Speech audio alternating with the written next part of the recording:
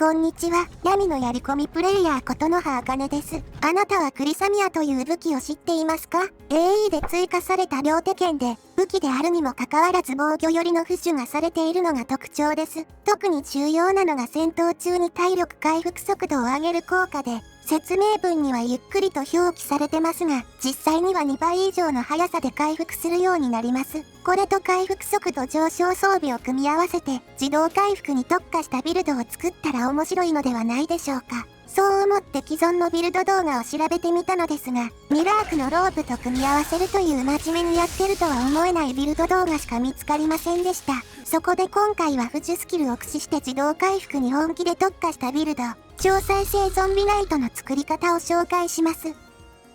まずは種族ですが、アルゴニアンの男性にします。種族固有パワーのヒトスキンが今回のビルドのイメージに合ってるからです。名前は、再生や永遠を意味するウロボロスにしようと思ったのですが、ちょっとカッコつけすぎな気がしたので、親しみやすいようにワロボロスにしました。それではヘルゲンを脱出します。砦内の敵は全て無視して逃げるのですが、檻の中の魔術師の装備と回復薬はなるべく拾っていくようにします。ヘルゲンを脱出したら、西の崖の方へ向かって、タロス像の前に死体が散らばっている場所を目指します。ここにあるサルモールの死体が、付属付きの装備を持っているので回収します。その後は魔術師の石碑をセットしてから、リバーウッドへ向かいます。アルボアにこれまで拾った装備を売却して、紅玉のインゴット1つと、革4つを購入したら、これらを材料にして、冒険者のバックパックを作成します。バックパックは他の装備枠を使うことなく装備できるので、デメリットなしでスタミナと所持重量を増加させられます。次はホワイトランから馬車に乗って、ウィンドヘルムへ向かいます。そこからさらに南西に進むと、マーラの目の池に到着します。中央の小島から地下に入って、中にいる吸血鬼からサングイネア吸血症をもらいます。そうしたら攻守の間に逃げ込んで、3日間待機します。これでこのキャラは吸血鬼になりました。そのまま攻守の間のクエストを進めて、血虫の兜を入手します。この兜にはアンデッドに対する魔法を強化する効果があり、プレイヤーがアンデッドなら自分自身に対する魔法も強化できます。試しにこの状態で冒険者のバックパックを付け直してみると、血虫の兜によってスタミナと所持重量が強化されています。それ以上に重要なことは、この時点でこのキャラはアンデッドに固定されたということです。詳しくは聖職者アンデッドになる方法という動画を見てほしいのですが、ゲーム開始後なるべく早く吸血鬼になることで、その後吸血鬼を治療しても永遠にアンデッド状態が続くようになります。ゲームを開始したらまずアンデッドに固定する。これは令和のスカイリムの新常識として完全に定着しましたね。クエストが完了したら、黒鉱石など金目のものを回収してから外に出ます。次は移動手段が欲しいので、ウィンターホールドでファラルダから入学試験を受けて、アルケイナウムでカウンターの上のメモを読みます。これで伝説の生物のクエストが開始されます。リフテンの東で一角獣を捕まえるクエストで、しばらく乗り続けていれば自分の馬として飼いならせます。それではこのビルドの最重要装備を取りに行きます。リフテンからデイスプリング峡谷へ続く街道を東に進んで、橋を渡ったあたりで右側の山を登ると、フォーレルホストに到着します。ここを抜けた先にいる失われた聖騎士がこのビルドの最重要装備を持っているのですが、真面目に攻略しようとするとかなり面倒なダンジョンなので、入り口の出っ張りから無理やり登ってダンジョンを丸ごとスルーしてしまいます。失われた聖騎士も現在のステータスで勝てる相手ではありませんが、一角獣をおとりにしてチクチクと攻撃していけば、安全に倒すことができます。あとは死体を調べれば、クリサミアが手に入ります。これを装備すれば戦闘中限定ですが体力回復速度が大幅に上昇します。と言ってもダメージを補えるほどではないので、ここからさらに付属装備などで体力回復速度を上げていきます。今回のビルドでは付属スキルを100まで上げる必要があるのですが、訓練で上げられるところまでは上げてしまいたいのでまずはお金を稼ぎます。というわけでリフテンから街道を北に下って、監視塔エリアを抜けたら右斜め前の坂を登って、台座の上のゼニタールのアミュレットを拾って祠から祝福を受けます。さらに物乞いに1ゴールド渡してから、商人にこれまでの戦利品を売却します。商人の所持金がなくなったら、セーブしてから殴って敵対して、その後ロードすれば所持金が復活するので、これを繰り返せばいくらでも売り続けることができます。攻守の間では魂入りの極大痕跡が7つ手に入るのですが、うち5つは富士に使うので売らずに残しておきます。次は馬車でドーンスターに向かって、そこから南東に進んだところにある、ブラッドチル洞窟を目指します。中に入るとディナーのゲストのクエストが開始されて、クエストを進めると襲撃してきたドーンガードと戦闘になります。ただここのベーターは名前に似合わずスカイリムでも最強クラスの吸血鬼なので、戦闘は彼に任せておけばあっさりと片付けてくれます。これでブラッドチル帝を自宅として使えるようになったので、金目のものをごっそりといただいてしまいます。ブラッドチル帝のアイテムはリスポーンするのでレアっぽいものも売ってしまって大丈夫です。次はモーサルから少し東にあるミルウォッチへ向かいます。扉の前の模様に火炎を当てると、入り口の鍵が開いてミルウォッチを自宅として使えるようになります。ここでも金目のものを回収して、ミフジュの杖2本と、ハートストーンをいくつか入手しておきます。それではまた交渉上昇ボーナスを揃えてから、これまでの戦利品を売却します。殴りリロードを繰り返して全ての戦利品を売り終わったら、お金は14000ゴールドまで貯まりました。具体的にいくら必要というわけではないのですが、多ければ多いほど後の作業が楽になります。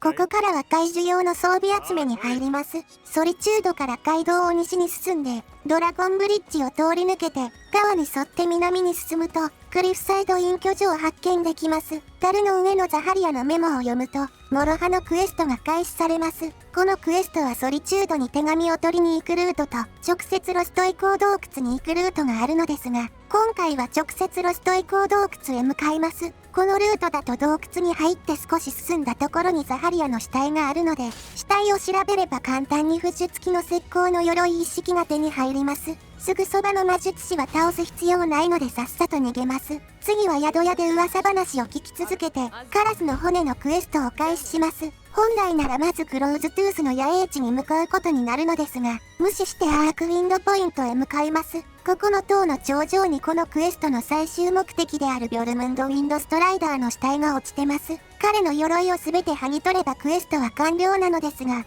ドラゴンボーンメイルには手をつけないで残りの3箇所だけ剥ぎ取ります。鎧を全て取ってしまうと本来とは違う形でクエストが終了するので、いくつかのユニークアイテムが手に入らなくなります。鎧を一つでも残しておけば後から正規ルートで再開できるので、取り逃しをせずに済みます。富士装備は店で買うこともできるのですが、これらのクエストを利用すれば、戦闘なしでお金もかからずに必要な富士のほとんどを揃えることができます。それでは訓練を受けるのですが、その前にちょっとした準備をします。平成の間の2階で麻痺の毒を拾って、攻守の間に持ち帰ります。寝室の武器の飾り額から鉄のグレートソードを取って、麻痺の毒を塗ります。そうしたらまた武器の飾り額にセットして、回収します。この行動に何の意味があるかは後で説明するとして、これで訓練を受ける準備が整いました。それではウィンターホールド大学までやってきて、サルジアストゥリアスから富士の訓練を受けます。訓練は1レベルにつき5回までしか受けられないので、5回訓練を受けたらレベルを上げます。ステータスの上昇は全て体力に振り分けて、もう一度訓練を受けます。今度はレベルが上がらなかったのでこのままでは訓練を受けられません。というわけでアルケイン不樹機で集めた装備の一つを解除します。ボーンを解除すると不樹スキルにかなりの経験値が入るので、何か一つ解除すれば大抵はレベルが上がります。これでまた訓練を受けられます。訓練だけでレベルが上がったらまた訓練。レベルが上がらなかったら装備を解除してレベルアップ。これを繰り返せばスムーズに不樹スキルを上げていけます。お金は大量に用意しましたが、それでも途中で足りなくなってしまいます。そこで先ほど毒を塗った鉄のグレートソードを取り出して、サルジアスを麻痺させます。起き上がりモーション中ならスリが確実に成功するので、訓練費用を取り返します。これでまた訓練を受けられるようになりました。ただし毒は一度使ったら消えてしまうので、再びお金がなくなったらどうするかというと、鉄のグレートソードを捨てて、拾います。すると、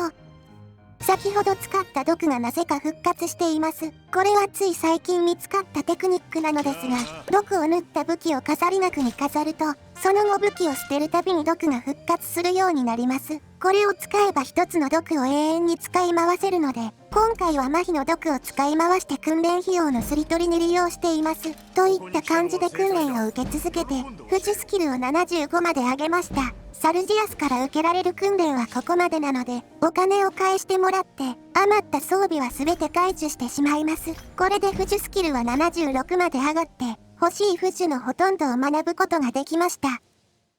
残りのスキル経験値は杖の作成で稼ぐので、作成条件を満たすため恐怖とライトニングボルトの呪文を習得します。それではブラッドチル邸まで移動して、ベッドで眠って休息ボーナスを得たら、杖の作成に取り掛かります。現在の付属スキルは76ですが、ライトニングボルトの杖を作成すると、一気に83まで上がりました。実は杖用の付属機には奇妙な仕様があり、ソルスセイムに渡る前に杖を作成すると異常な量のスキル経験値が獲得できます。というわけで杖を2本作るだけで付属スキルが90まで上がってしまいました。ただミルウォッチのアイテムはリスポーンしないので、これ以上の未付属の杖はソルスセイムに行かないと手に入りません。というわけでそれ以外の方法で杖を作成します。ウィンターホールドから北の崖を降りて、対岸の島に渡って、北側から崖を回り込むと、スカイテンプルの遺跡に到着します。遺跡内の机の上のハイエンリルの日記を読むと、混沌の腕のクエストが開始されます。クエストを進めるとスカイテンプルの遺跡東の魔法陣でドレモラを召喚することになるので、ヒストスキンを発動してからドレモラを召喚します。最初に出現するドレモラセトキナズは霊気魔術師で、現在吸血鬼になっていて霊気耐性が上がってるので、ヒストスキンを発動すれば全くダメージを受けずに倒すことが可能です。倒したら死体を調べて青の隕石を回収してから虫の杖で蘇生します。ここではあと2体のドレモラを倒す必要があるのですが、それぞれ雷撃と炎を得意としていて正面から戦うのは危険です。というわけで残りの2体は一角獣とドレモラセトキナズに倒してもらって、死体からそれぞれオレンジの隕石と緑の隕石を回収します。それではまたブラッドチル邸で休息ボーナスを得てから、太陽の腕と月の腕を作成します。これで付属スキルを100まで上げることができました。それではレベルを上げて、付属士のランク5、スキル付属、能力付属、追加付属のパークを取得します。これで一番厄介な付属スキルの育成が終わりました。次は魔術スキルを鍛えたいのでリフテンに移動して、宮廷魔術師のウィランドリアから灯明と聖者の光の呪文書を購入します。酒場でマラマルから結婚についての話を聞いて、マーラのアミュレットを購入します。さらにマーラ聖堂でマーラの祝福を得れば、回復呪文の消費を 25% 軽減できます。そうしたらウィンターホールドの宿屋に泊まって休息ボーナスを得てから、ドレビスに話しかけて秘術の収束点を浄化するクエストを受けます。秘術の同調手袋を装備してから、秘術の収束点を調べると、ランダムでバフが発生することがあります。目当てのものが発生しなかったらリセットして調べ直します。これを何度か繰り返すと、そのうちプラス100マジカ上昇というバフが発生します。これは最大マジカを増やす効果に見えますが、実際にはものすごい勢いでマジカが回復し続けます。これが発生したら素人のフードをかぶってから、ミッテンに入って、ドラウブルに聖者の光を当てて回復スキルを鍛えます。回復スキルが40まで上がったら、一度ミッテンから出て、コレットから聖者の息吹を購入します。そうしたらまたミッテンに戻って、今度は聖者の息吹を当てて回復スキルを鍛えます。というわけで回復スキルを70まで上げました。次は編成スキルを上げたいのでソリチュードまで移動して、門の前に着いたら、崖の上めがけて灯明を打ち込みます。するとなぜかものすごい勢いで編成スキルが上昇します。あまりに上昇が早すぎて表記が追いつかないので、ある程度打ち込んだらスキルツリーを開いてスキルレベルを確認します。こまめにスキルレベルを確認しながら灯明を打ち込んで、編成スキルが70まで上がったら、急いでファストトラベルでその場から離脱します。これで余分なレベルアップをせずに済みます。それでは血虫の兜をかぶってからパークを取得します。最初に回復パークの聖職者を取得してから、編成パークの魔法耐性ランク3を取得します。本来の効果は魔法耐性プラス 30% ですが、これは血虫の兜と聖職者で強化可能なので、現在の魔法耐性は 46% まで上がりました。今回のビルドではダメージ軽減は重要ではないので、魔法耐性はこれだけあれば十分です。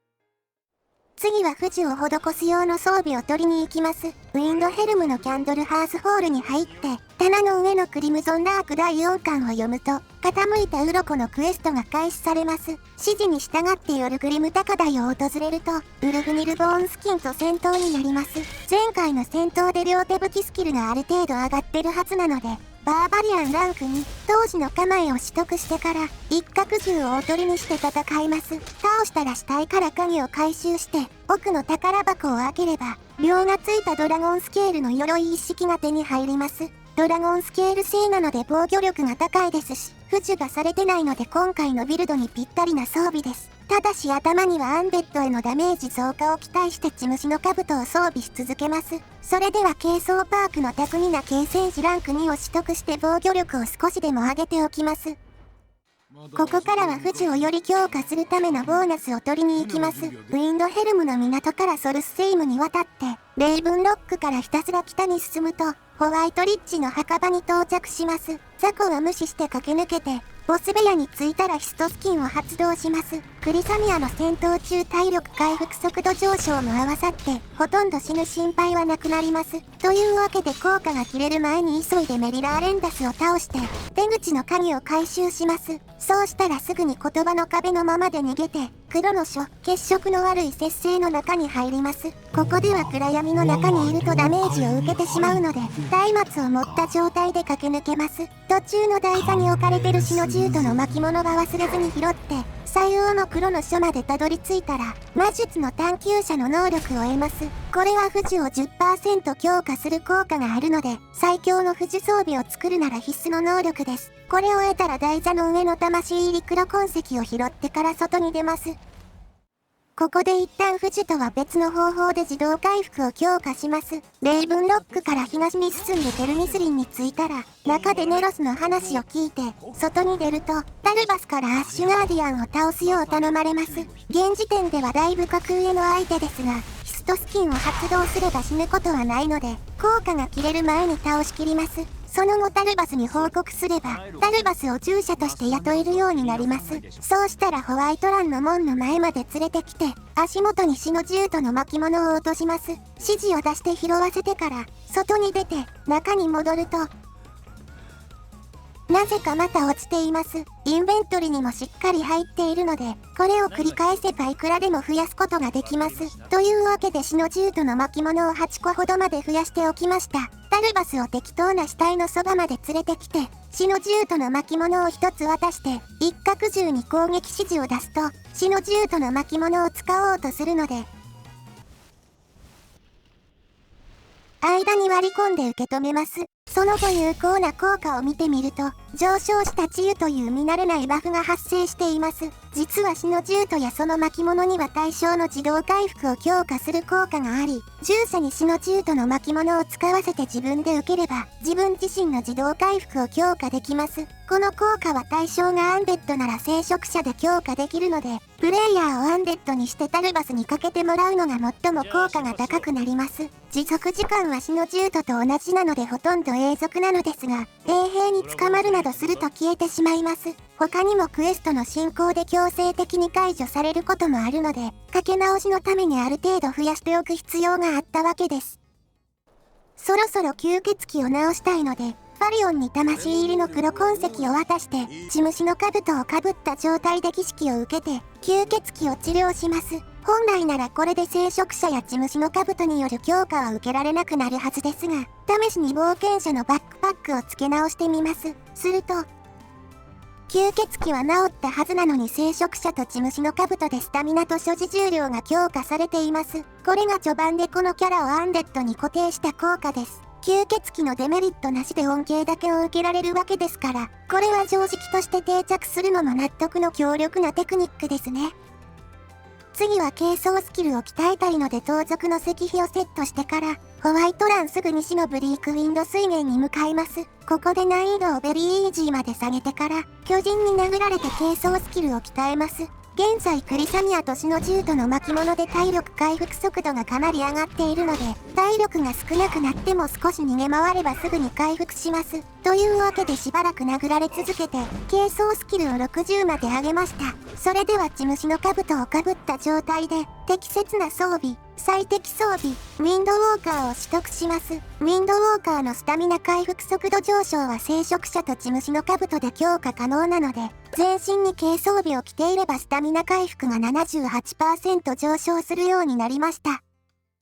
次は最後の富士強化ボーナスを取りに行くのですが、戦闘が多くなるので戦士の石碑をセットしてついでに両手武器スキルも鍛えます。レイブンロックから崖を登って、すぐ南東にあるコルビョルン墓地へ向かいます。ラリスにお金を払って3日間待機すれば、コルビョルン墓地に入れるようになるのですが、強力なドラウグルが多数出現する上に殲滅させないと先に進めないので、ここはタルバスに助っ人を頼みます。タルバスは従者の中で唯一の聖職者持ちで、しかも聖職者と相性がいい炎魔法の使い手なので、敵を殲滅するペースを大幅に引き上げてくれます。バーバリアンなどの有用なパークは取れるようになったらすぐに取って、少しでもダメージを上げて時間短縮します。ドラウグルを殲滅させたら隠し扉の奥に進んで、アージダルの水歩行のブーツを入手します。水歩行が可能になるというしょうもない効果ですが、アージダルの遺品を4つ集めるとフッシュスキルを強化できるので、残りの遺品を集めるべく発掘を続けます。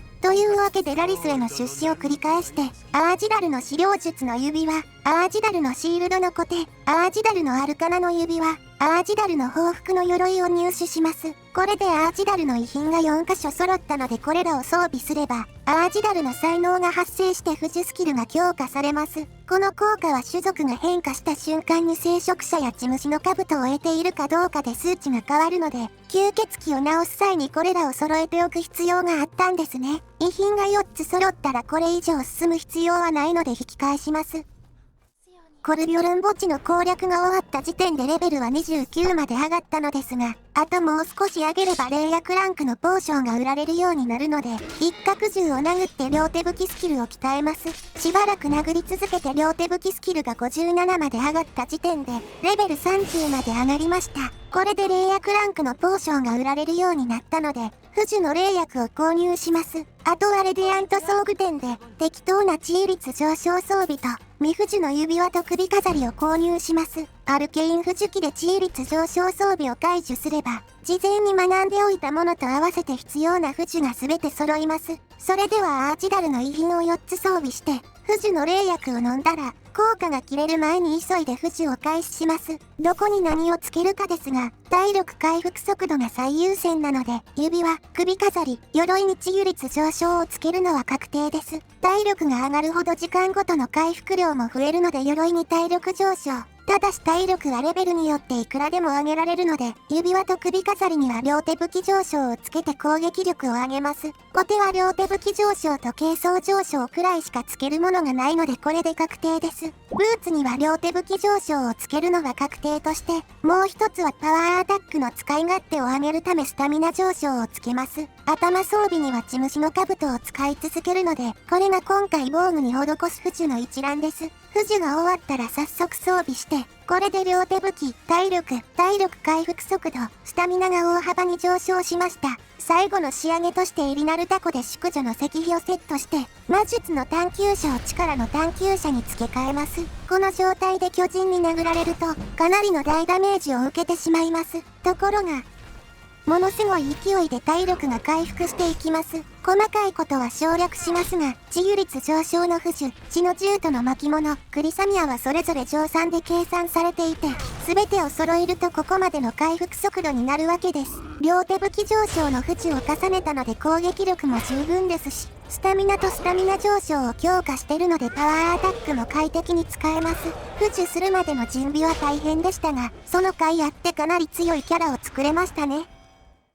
というわけで超再生ゾンビナイトの作り方の紹介でした。まだスキルの成長の余地はあるので、各地でクエストをこなしていけばここからさらに強くなっていきます。防御力は成長しきってもカンストすることはありませんが、ダメージを軽減して耐えるのではなく、受けてから回復するという戦闘スタイルは新鮮で楽しいので、ぜひあなたも超再生ゾンビナイトを作って遊んでみてください。といったところで今回の動画はここまでです。良ければいいね、高評価してもらえると励みになります。それではまた次回お会いしましょう。